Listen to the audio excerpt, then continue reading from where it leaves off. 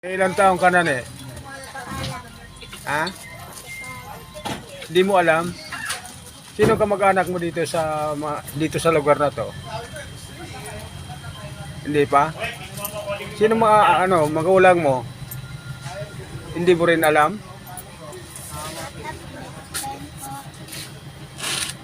Patay ka sa akin. Mga kababayan, itong vlog kong to, na-encounter ko lang ito bigla, pero tinanong ko yung bata na yun, nang nahingi ng pagkain.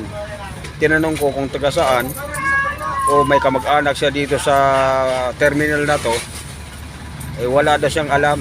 Tinanong ko anong mga magulang niya pangalan, wala rin, hindi rin niya alam.